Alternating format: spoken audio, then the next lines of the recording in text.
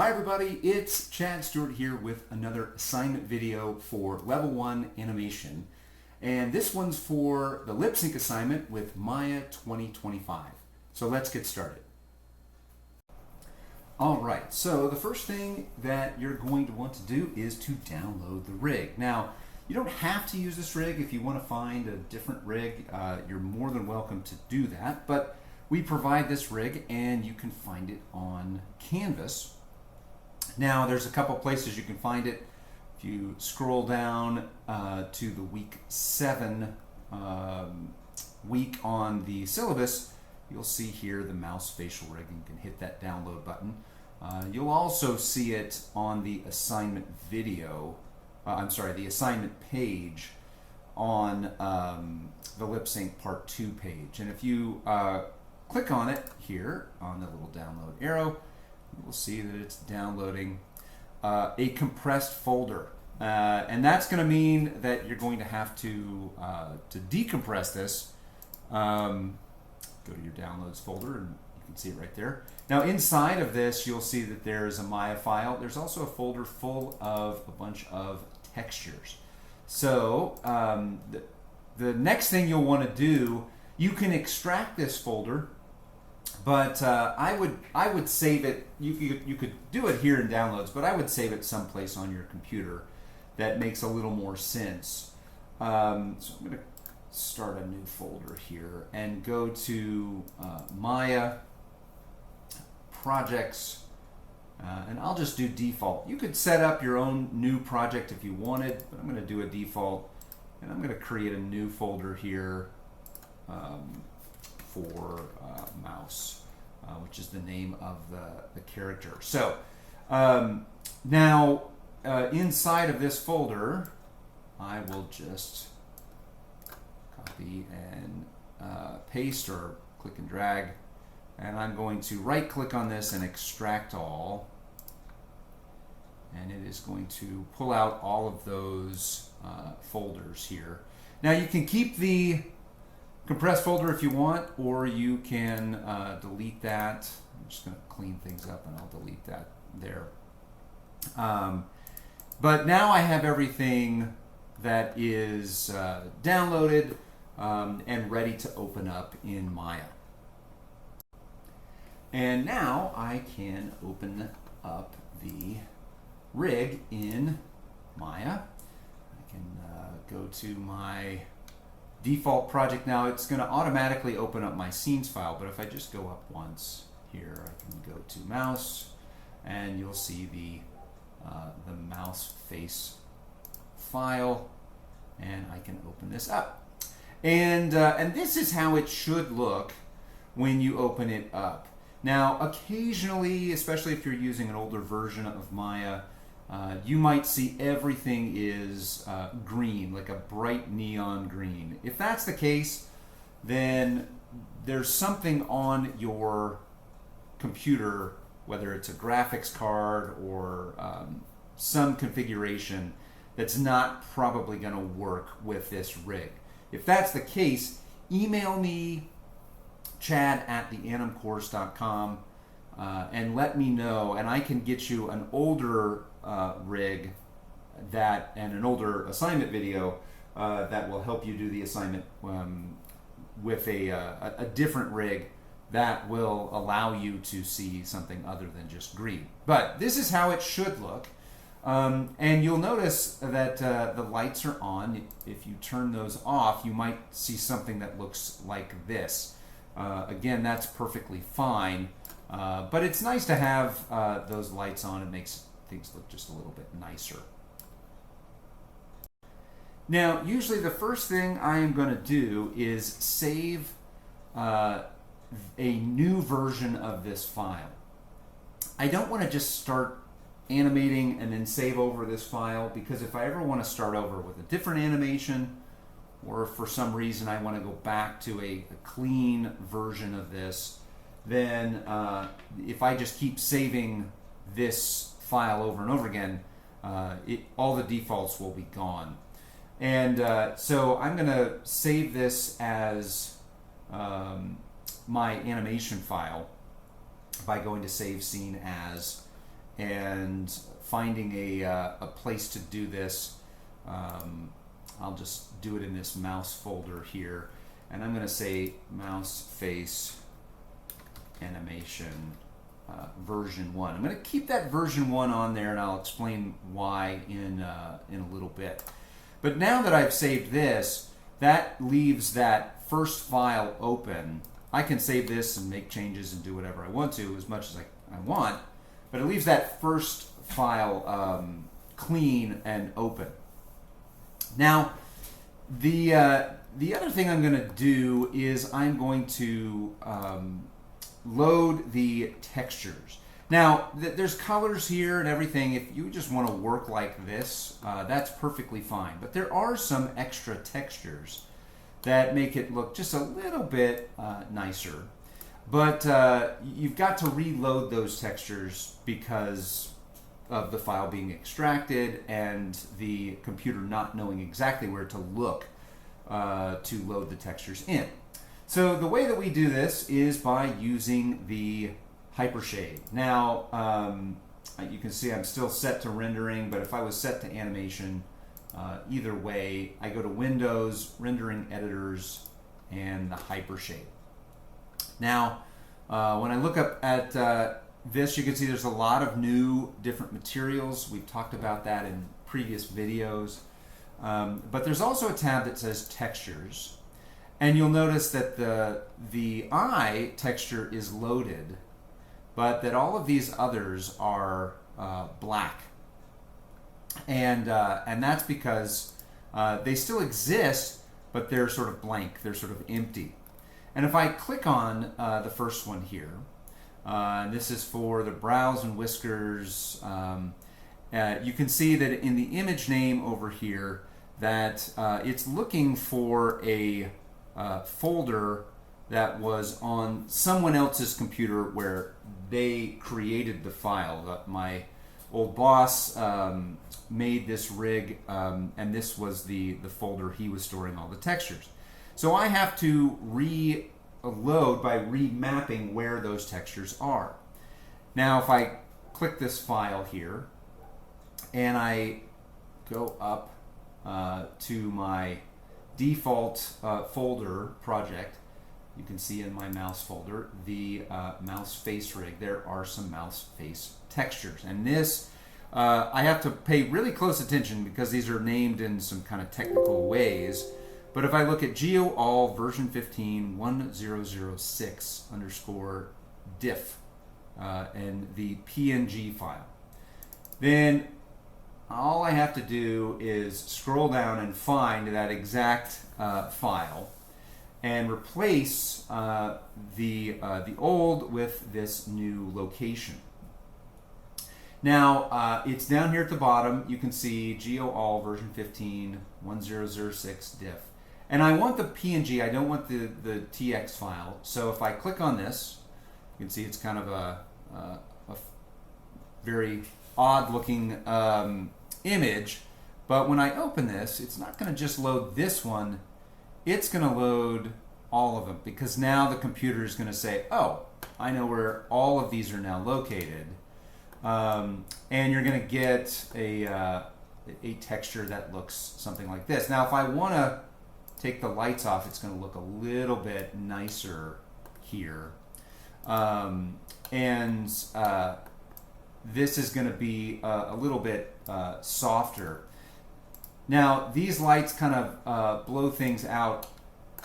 So I can play around with this if I want by leaving this, or I could delete some lights.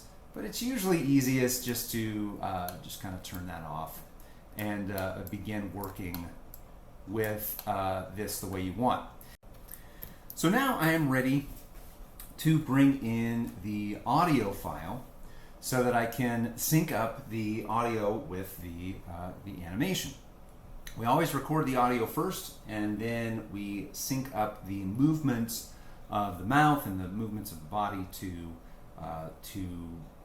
synchronize with the audio. So I need a .wav file or a .wave file, and you can either create your own There's lots of different recording software that will export out a .wav file. So if you've been able to do that on your own, then feel free to just get started with that file.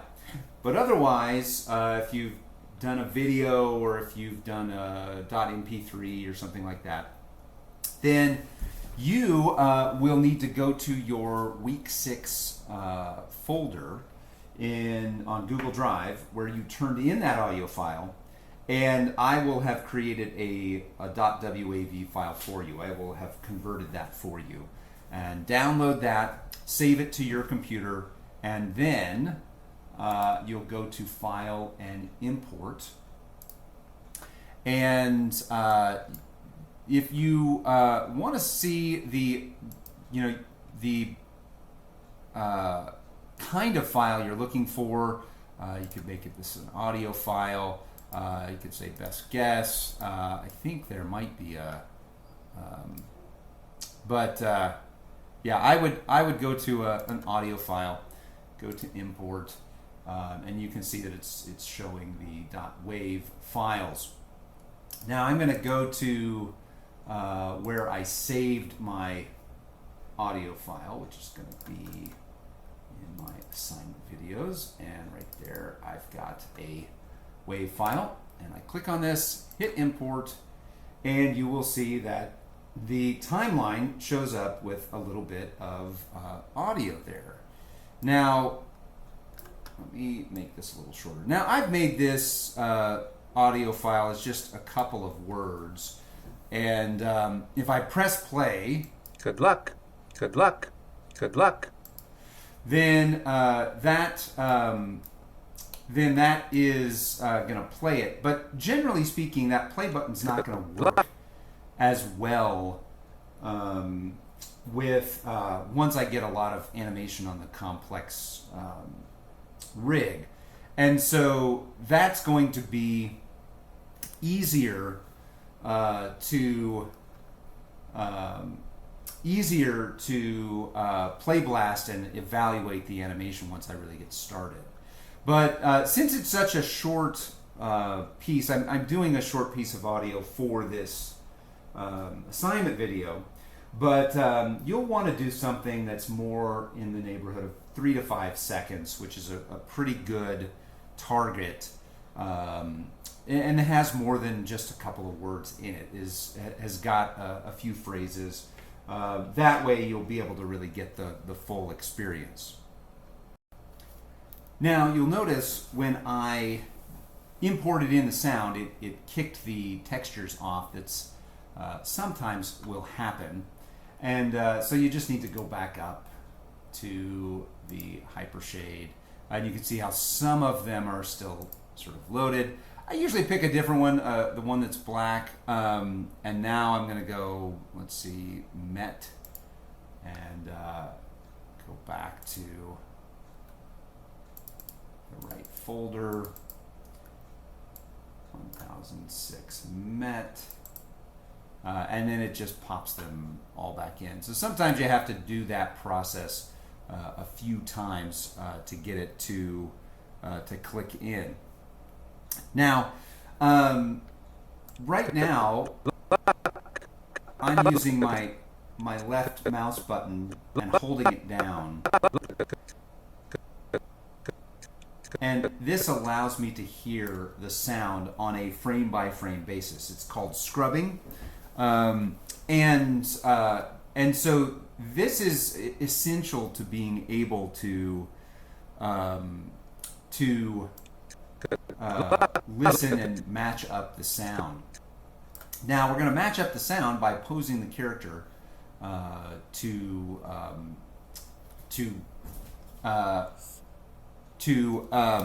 make the sounds with the mouse shape. But you can see that there's a lot more controls on this rig than there are on the Snowman rig.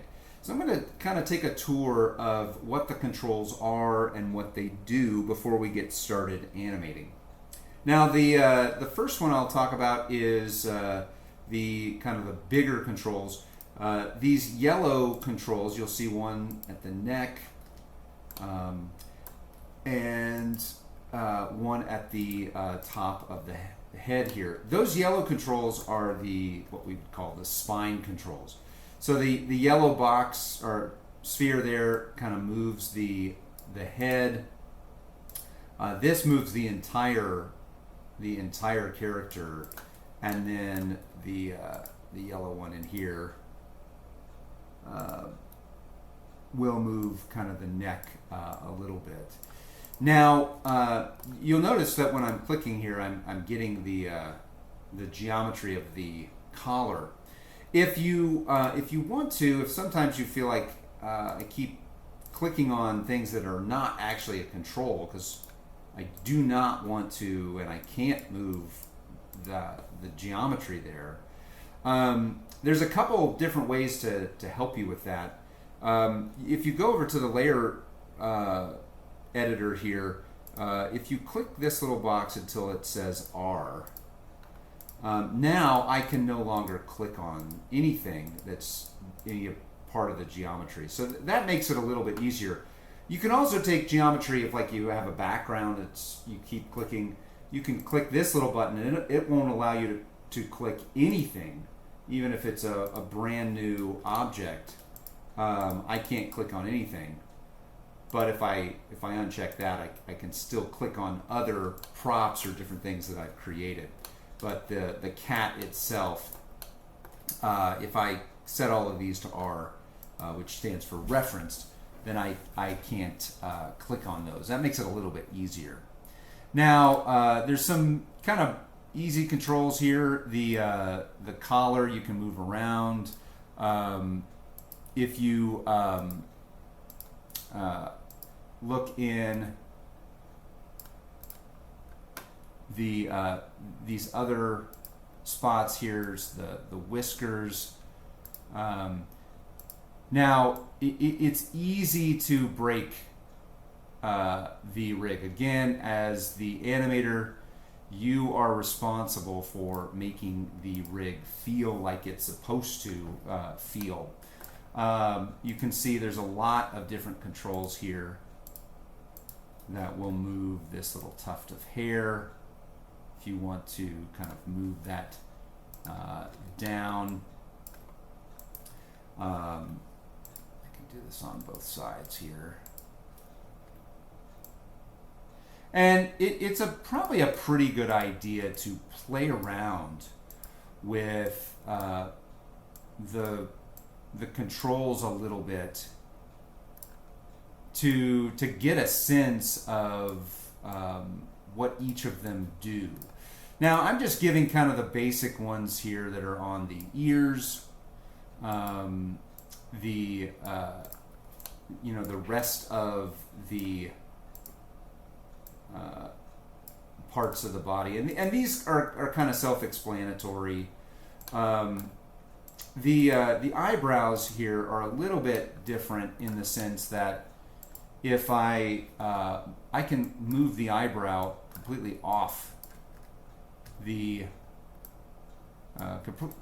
completely off the head, and I can also move these individual pieces and rotate them to sort of create a different shape.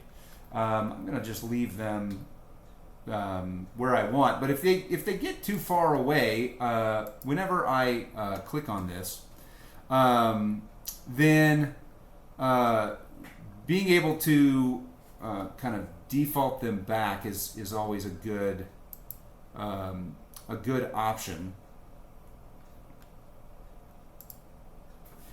Now I'm not sure why, and I'm not sure if this will happen with all of you, but for some reason my controls seem to be having a little bit of a bug. If I want to default them, normally I would go to the channel box and you would see the different translate X, Y, Z, etc. And I'd be able to hit that to 0 and default everything back. For some reason, there is a bit of an offset that's happening, but if you grab all of the controls, you can see that in mine, nothing's showing up. It might show up in yours, but if it doesn't, hit the up arrow key on your keyboard, and you will see those all show up. And if I then hit 0 in the translate and rotate, it will take it back to the default position. And I can do that with all of the different shapes if I want, by grabbing multiple controls, hitting the up arrow, and the only difference would be that if the neck, that translate X, you can see is locked out. We don't want to have that at 0. If I put in 0, fortunately it won't let me, but that needs to have that value kind of set the way it is. But I'm going to go back and kind of default out some of these controls. Hit the up arrow key. And remember, scale, the default is 1. If I hit 0 of scale, it's going to disappear all of those, and I don't want that. So 1 is that default. And we set everything back to kind of the way it was. Now, I've saved the most important controls for last, and I'll start with those. There's 2 of them. They're the green ones. There's the jaw, and there is the face. Now, I'll start with the jaw, which is pretty self-explanatory. I can rotate the jaw. I can move the jaw, but again, easy to break. Make sure that you are in control of how much the jaw moves. Now, so for the opening and closing of the mouth, we're going to use the jaw, but we're also going to use it in cooperation with the face. Now, I almost forgot the eyes too. I'll come back to the eyes in a moment. But I'm going to select the face, and then this is essential. So I'm going to hit the up arrow key on my keyboard, and this will show up that there are a lot more controls down here. And this is where I can select these, use my middle mouse button, and I can start to use all sorts of different controls to change the expression of the character. Blink, give what we would call phonemes or mouth shapes. So if I want to say E. So I can combine all of these different things together. But if I combine too many together, it's going to, again, start to break the character. So generally speaking, we want to use these sparingly. Meaning, if I'm going to use a smile, I probably don't want to use a bunch of snarl too. I can use a little bit, but smile can generally work on its own. But if I want to have a smile and an ooh shape, well, I can sort of combine those. And then I'm going to have to also combine the jaw. So this takes a little bit of practice on how to get this to work in a way that it doesn't look like there is a lot of pinching or smearing going on in the face. Now, the last control I'll go through is the eye control. Now, this little box, wherever I move this box, the eyes are going to look at that box. But you can see that sometimes this gets a little bit strange because one eye is showing up and one eye is not. So you can control the eye movements individually by grabbing these little spheres and moving them around, just to sort of do a small adjustment. So that's the basic tour of the controls. Now, I talked about that version, the version 1. When you save, when you're ready to save again, what we do in the studios is we version up. So I'm going to save a new file that's version 2. Now this takes up a little bit more space on my computer, but what this does is it allows me to save key moments in my scene. So if I only use one file and this file crashes or gets corrupted, well then I've lost all of my work. But if I've gotten my animation to a place that I like what's going on, but I still want to keep working on it, I can version up to a new file, I can save it, and then I can version up to the next level. And then if that new file gets corrupted, well, I can always go back to the old one. And it's a really nice way to sort of give yourself a little flexibility in case something does go wrong with your computer file.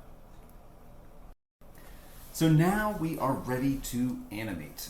And the first thing we want to do is start to get a sense of what the mouth shapes are going to be for the words that our character is going to speak. Now, I like to do this by writing it out on a different piece of paper altogether. And let me make some levels here. So I'm going to write out good luck. And do this in a way that I can start to kind of figure out, well, what are the different shapes? Now you can look in a mirror, you can take a video of yourself saying this and kind of watch your mouth. But I'm going to sort of draw out what I think is a good sort of sense of the G, the mouth will come together, the G will be sort of an U shape.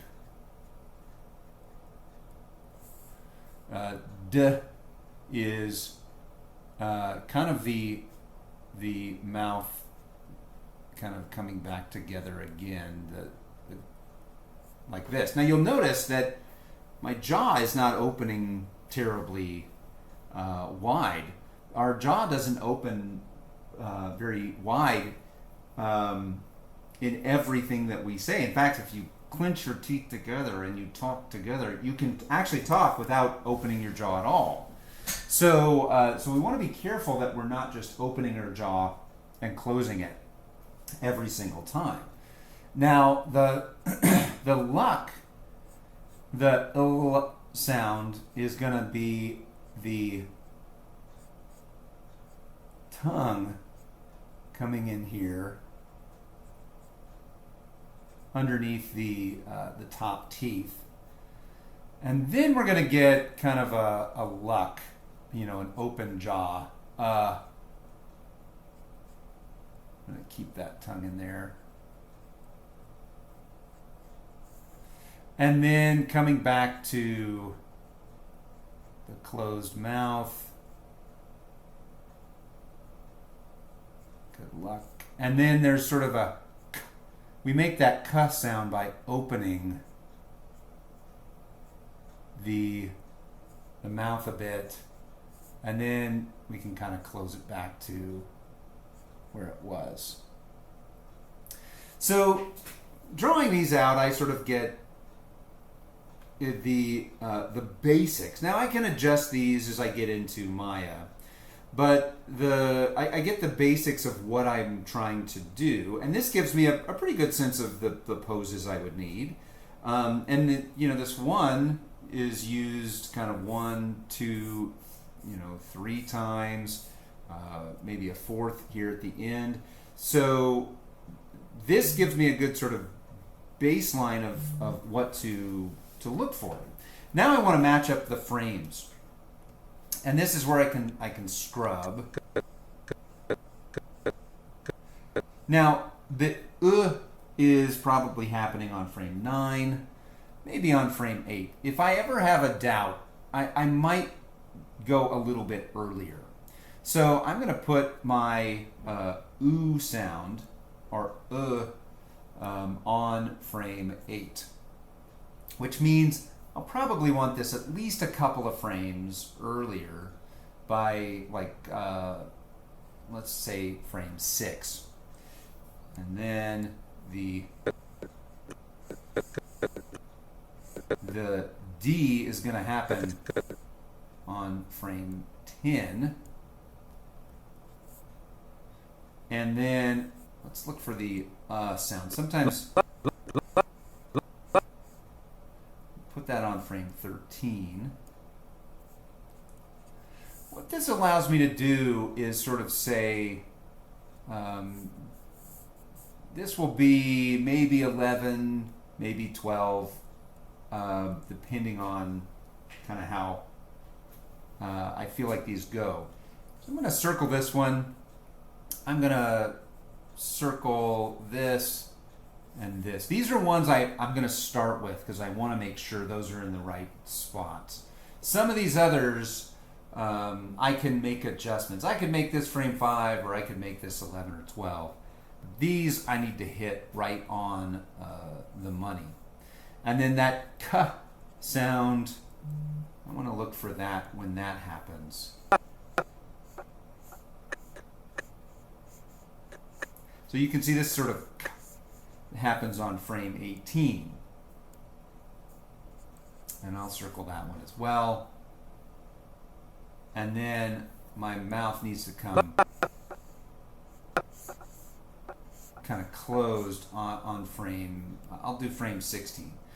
The one thing I don't want to do, and this is why I make this a little bit iffy, is because I don't want a ton of differences from my mouth shape from one frame to another. I want to give at least a couple of frames. So I'll put this as 20, let's say 21. And this gives me a really good roadmap to start to create those frames. I'm going to go back into Maya, and I'll pull this over to another monitor so I can see it here. Just pull the whole thing over. And I'm going to start with frame 10, because frame 10 is this mouth shape that I see happening over a few times. So this is a good place to start. Now, some people would start at the beginning and just kind of go through straight ahead. I think this is a good way to sort of think of the whole animation as a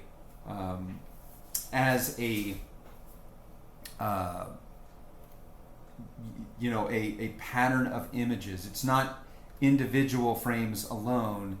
It's everything working together. And I'm going to add in a bit of a smile, a little bit of an E,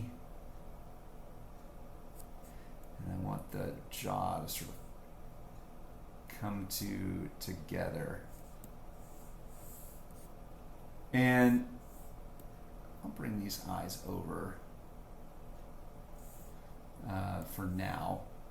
But what I'm going to do is, at least with the jaw and the face, whenever I create a key, I'm going to set a key on everything. Some people set a key on individual channels. I like to set a key on every channel.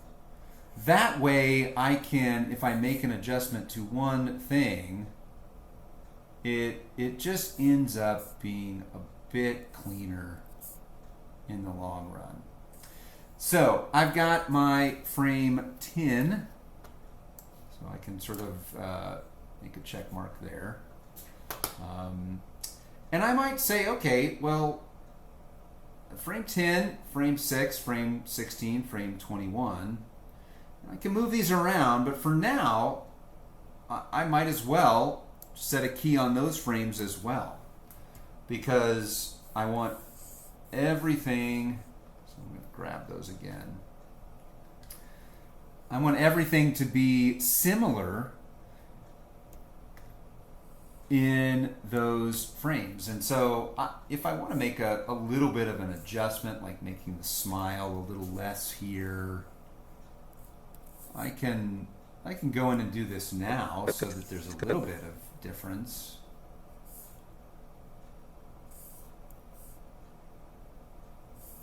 So you can see there's just a little bit of difference there, and that'll be fine. And now I'm going to go back, and I can check those off.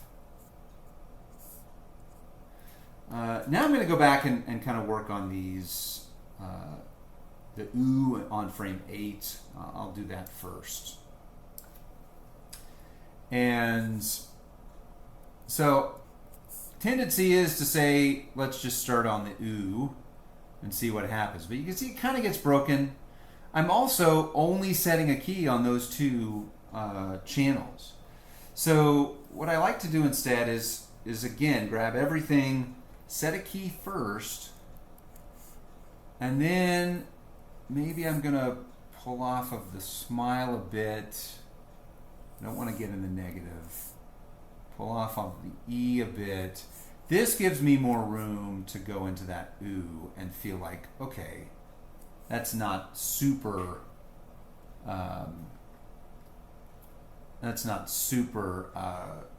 distorted.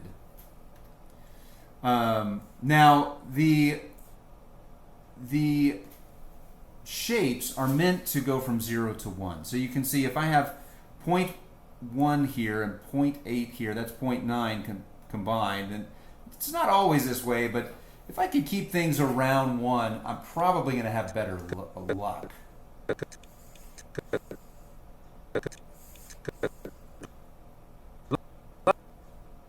So let's go to frame 13. And again, I'm going to grab everything, set a key first. I'm going to open up the mouth. Now, by opening up the jaw, that's going to kind of pull my mouth down a bit.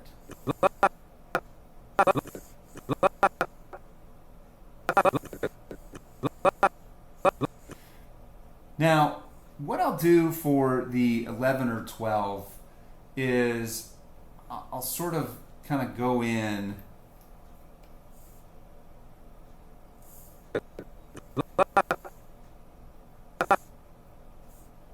and maybe adjust these. Now these I'm doing individually with just the jaw, which again kind of goes against my rule, but sometimes I will do that just a little bit. And then I want that K to open on frame 18. Again, that's going to affect the smile. Now on this one, I'm not going to break my rule. I'm going to grab everything and set a key.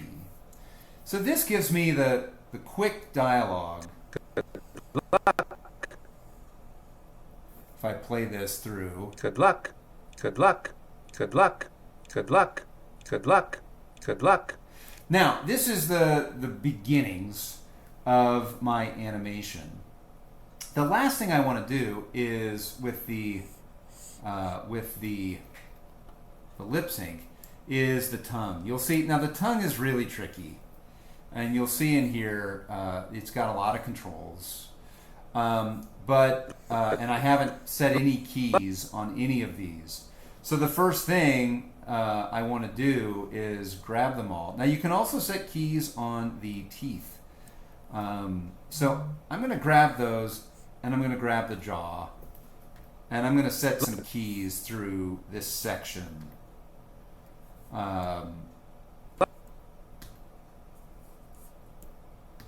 Where it kind of opens.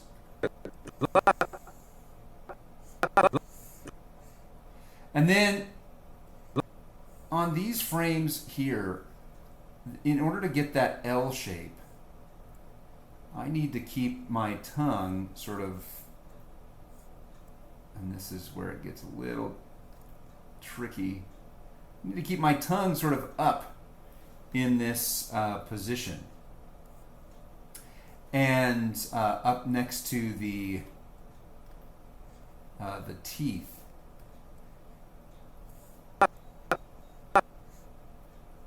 But then it's going to flop down.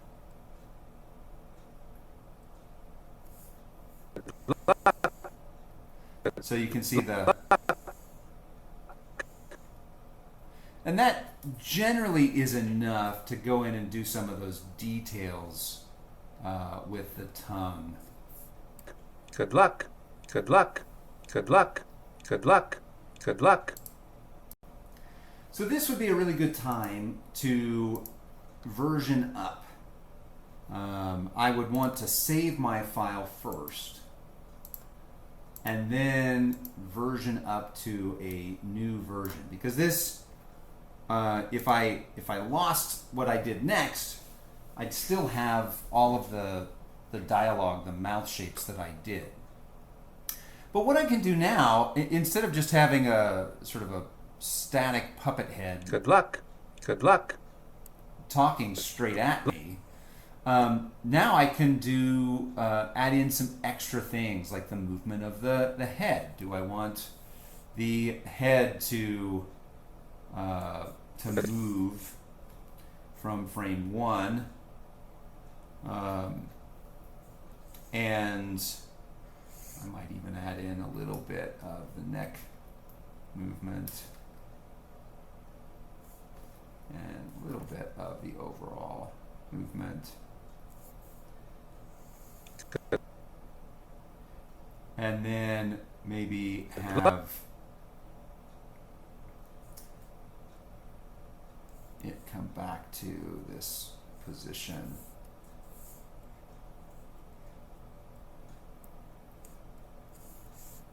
Whoops.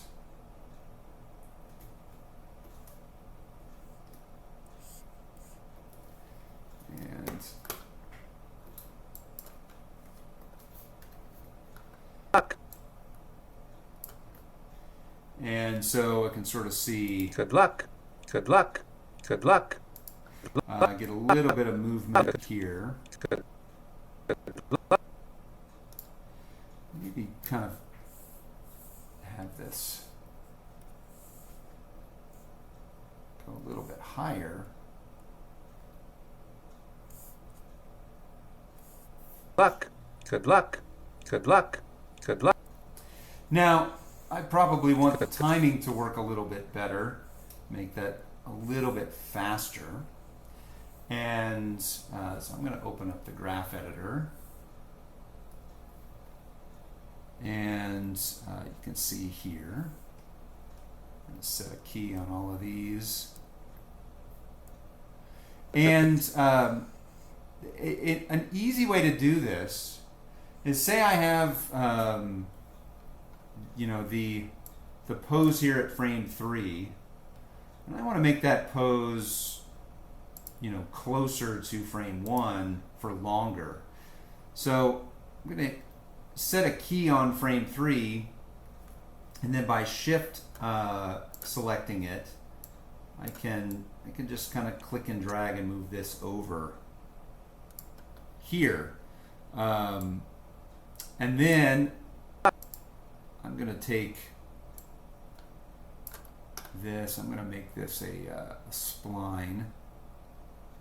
And I'm going to go here to frame 15, shift select this over, and then maybe take this and shift select this and move it over like this.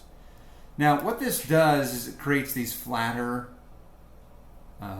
longer splines, but it's allowing me to good luck, good luck, make good luck, things just a little good bit luck, quicker. good luck, good luck, good And luck. then, so the overall movement that used to take all 24 frames is now really only taking from 7 to 18. Now that takes a little bit of getting used to, but good luck, good luck, good it luck. gives me a little bit better sense of the movement. And now I can keep going through and I can say, okay, now I want to take the eyes and have them looking at the camera the whole time.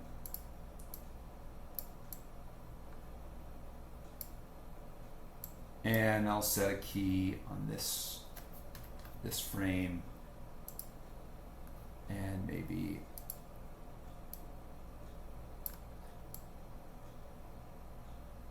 set a key on this frame. Maybe bring this down here. Luck. Good luck. Good luck. Good luck. Good luck. And then if I wanted to add in a blink, I could go in and add a blink from frame 8 to 10 to 13. So now let's have the blink happen on frame 10. I like to hold my blinks for a couple of frames at least. Good luck. Good luck. Good luck. Good luck. Good luck. Good luck. Good So luck. you can see I can start to build all of these different pieces, including the whiskers, if I want the whiskers to be down a little bit here. Set a key. Have those kind of pull down. Good luck. And then rise up. And maybe come back down just a bit. Good luck. Good luck. Good luck. Good luck. Good luck.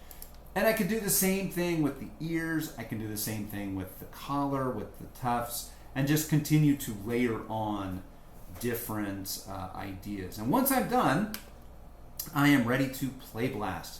So first off, I'm going to save. Then, getting ready for a Playblast, I'm going to go to Show, and I'm going to take it off the Playblast display and the viewport. But as long as it's not, as this isn't checked, then I can just take it here, and I'm going to take off the NURBS curves like this. Good luck. Good luck. Good luck. Good luck. And then I can go through the process. I'm going to pick an AVI, QuickTime, save my animation to a file, where I'm going to put that. By default, it's going to put there. I'm going to put it in my mouse folder right here and just say good luck. And I'm going to call it version 3. Even though I haven't done a Playblast yet, but by calling it version 3, I know it's going to save, it's going to connect to my file version 3. Then I'm going to hit save, Playblast. Good luck. Good luck. Now, I'll notice that in one little section here, the teeth seem to pop out. So I could go back and fix that. Not sure why that's happening. Doesn't seem to be. Oh, yeah, there it is. So sometimes it's good to do a few Playblasts. I'm going to bring the curves back, and I'm going to grab the teeth in there, just kind of wiggle them, and that should pop it back.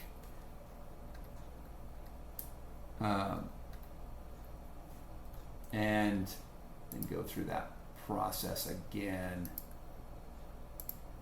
Now this time if I Playblast, it'll ask me if this already exists, and if I hit OK, Good luck. and that Good fixes luck. that little issue. Good luck. So this is the video that I would turn into my Google Drive. Hopefully that makes sense. If you do have any questions, please let me know, and good luck on your assignment.